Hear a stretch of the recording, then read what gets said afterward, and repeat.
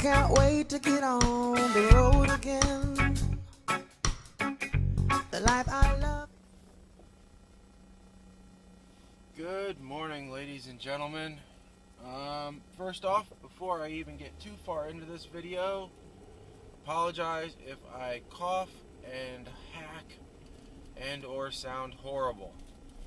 It's been forever, well, not forever compared to some of my other stints, but it's been a long time since I did a video and I thought you deserved one. But I have had the Black Plague combined with polio, scarlet fever, measles, mumps, rubella, and what the hell, why not put smallpox in there just for fun? But the good news is, the doc says 3 more sessions in the iron lung and I get a free liver transplant. So that is all good. It never fails that, it used to never fail that I got sick once a year. Now, it seems like I get sick 2, 3, 4 times a year. So, I don't know what the deal is. I just got over being sick. I was fine for like a week. Then I got sick again. And I'm sick of being sick. It's really no fun. You can only binge watch so many shows until you're tired of television. And you're tired of laying down. Right now, I'm hopefully getting on the other side of it. And, it'll just be a couple more days. We had to reschedule the show this week because, well, I couldn't talk even this long without hacking up a lung. So, it wasn't good. It really wasn't good. So, my hope is that, like I said, I'm on the other side. Now, if what normally holds true, I'll walk right into a sinus infection. Because that's what happened the last time. Is I got better for a day, I got a sinus infection, and I was down for another week. And I was fine for a week, then I had this crap. So, by the way, I'm going to break a cardinal rule. Never eat while talking. Well, tough. There's a cough drop. Alright. Today's topic. Something I normally do not discuss. Well, actually, I do. We don't on the show, but I do. And I'm sorry, but it's dark outside, so I hope you can still see me. Trump announced his new budget plan, which had $54 billion in increased spending for the military and for Border Patrol. Now, most of that was in military spending upgrades. Now, in order to get that $54 billion, he took from the majority of it from social services. Now, you can say that some of those aren't needed, but he took away from some funds that I think are needed. And the press conference that they held to discuss, his budget office held to discuss why they were being taken away, befuddles me. Because I don't think they did a good job of proving their point. If you want to prove the point that it was wasteful spending, I think there's other ways to prove it other than saying that there weren't any measurable benefits to the programs. Because I don't think that you can say that there are measurable benefits to the military either.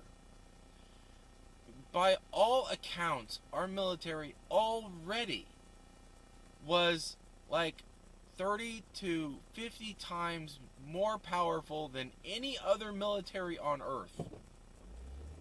By ourselves. So why do we need to increase it more? I don't understand why we would need to increase the military. We're already big enough. Are aliens coming to invade that we don't know about? Unless that's the case, I don't see why we need to increase it. Unless there's a threat out there. A real threat that he can tell us that is bigger than the existing military is today that requires that type of an investment. All right? And unless we can see the measurable benefits, why do we need to invest that there? Now, you can make the argument that the social programs that we were funding before weren't benefiting and they weren't showing measurable successes, and so therefore we should try something different. You know, if you want to say that Meals on Wheels or low-income home energy assistance or after-school care for children or whatever, if you want to prove that those weren't doing their job of, you know, of what they were supposed to do, then that's fine. I'm okay with that. Prove your point. Come up with a better way to still do the goal. Don't abandon the goal. What he's doing by defunding those programs is saying, guess what? The goal isn't worth it. And I don't think that's true. I don't think anybody on either side of the fence says the goal isn't worthwhile. You know? One of the things that they're defunding is job placement programs. You know? Skilled labor training programs.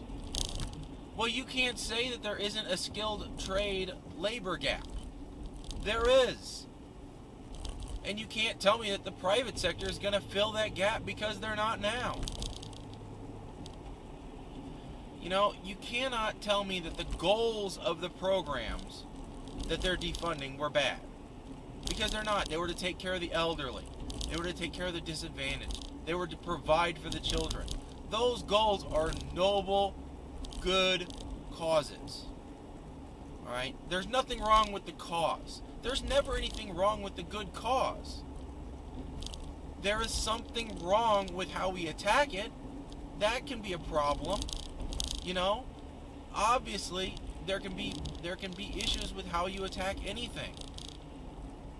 But there can't be anything wrong with you wanting to better it, wanting to resolve it. But by abandoning it, you're saying, I don't care about this anymore. You're saying, I don't care about the kids. We want them to go back into crime after school. You're saying, we don't care about the elderly. They should have taken care of themselves. And that's not the case. You know, you're casting aside all these sections of the population and saying, you're not worth it. You know, America doesn't care about you. And I don't think that's true at all. I really don't think that whichever side you're on, you don't care about the elderly. Because guess what? One of these days you're going to be elderly. And you're going to wish somebody cared about you. You know, or you're going to become disabled. And then you're going to say, wait, where's the assistance for me? You know, I put into the system. I put into the stuff. Why is all my money went towards invading somebody else? You know, that's not where I wanted my money to go towards. You know, now that's not to say that I don't care about protecting the country. I do. But I don't think that should be all we're concerned about. If all you're concerned about is protecting the country and the defense, like I said, we're more than prepared for that. We have enough to protect this country time and time and time and time and time again. And again, you can say that we haven't misappropriated, or that we haven't misguided on how to do it. Told you I was gonna cough. You know? But, you know, again, the goal is there. So, I don't think we need to... Do we need to keep an investment in defense? Yes. But do we need to put another $50 billion into it? God, no. Above and beyond what's there? There's a proportional response scenario that's advertised all the time. You know, that says anytime one country increases their military, the next largest country who's opposite to them, or opposite their opposition, will also increase their military a proportion, because they're afraid of them. You know, every time we step up, you know, our response, somebody else is going to step up their response to us too. And that's not what we want. You know, that we don't want to come off that way. I don't believe. You know, I don't think that's the message we want to project. We want to project strength, yes, but we don't want to project being a bully. You know, we're supposed to be fair and balanced and right and just. Right? You don't get that way by beating your chest and showing off your muscles and you know, waving your guns in the air. Now I know that there's a certain population that thinks that you do, but that's not how it's done. On the road again. I just can't wait to get on the road again. The life I love is making music.